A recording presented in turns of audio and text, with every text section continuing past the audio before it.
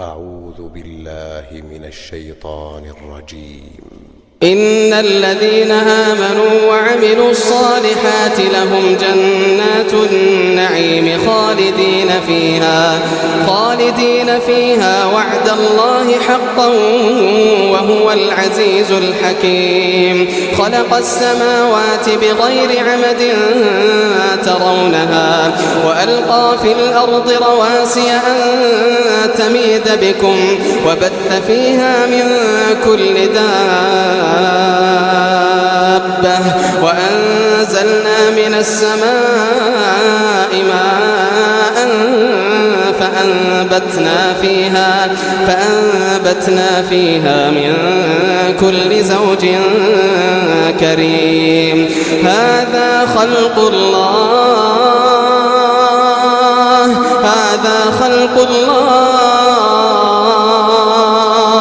فأروني ماذا خلق الذين من دونه بل الظالمون في ضلال مبين. ولقد آتينا لقمان الحكمة أن اشكر لله ومن يشكر فإنما يشكر لنفسه ومن كفر فإن الله غني حميد. وإذ قال لقمان لابنه وهو يعظه يا بني لا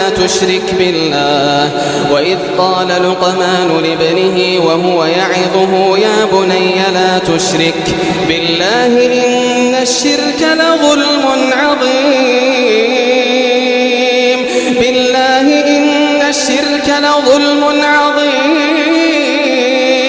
وإذ قال لقمان لابنه وهو يعظه يا بني لا تشرك بالله إن الشرك لظلم عظيم. ووصينا الإنسان بوالديه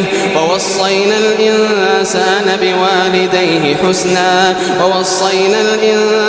بوالديه حملته أمه وهنا على وهن وفصاله في عامين أن اشكر لي ولوالديك إلي المصير. وإن جاهداك على أن تشرك بي ما ليس لك به علم فلا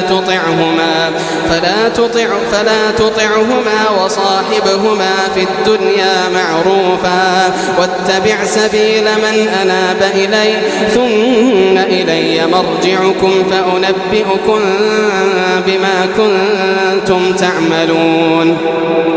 يا بني إنها إن تك مثقال حبة من خردل فتكن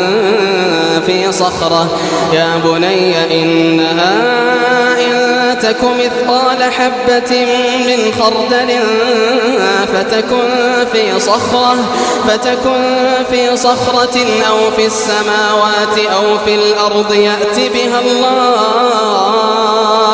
إن الله لطيف خبير. يا بني أقم الصلاة وأمر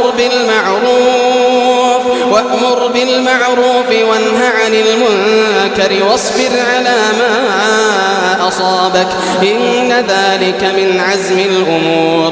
ولا تصعر خدك للناس ولا تمشي في الأرض مرحا إن الله لا يحب كل مختال فخور.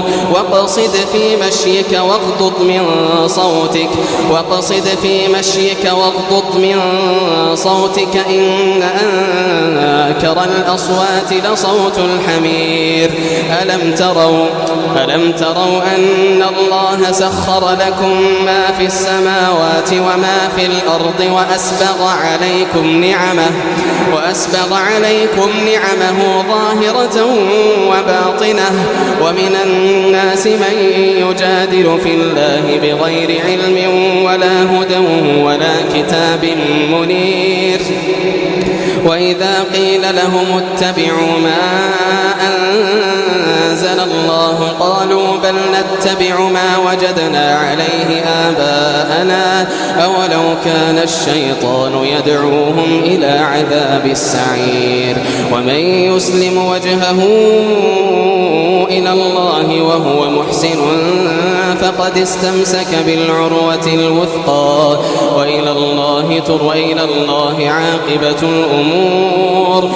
الله عاقبة الأمور ومن كفر فلا يحزنك كفره إلينا مرجعهم ثم ننبئهم بما عملوا إن الله عليم بذات الصدور إلينا مرجعهم فننبئهم بما عملوا إن الله عليم بذات الصدور نمتعهم قليلا ثم نضطرهم إلى عذاب غليظ ولئن سألتهم من خلق السماوات والأرض ليقولن الله قل الحمد لله بل أكثرهم لا يعلمون لله ما في السماوات والأرض إن الله هو الغني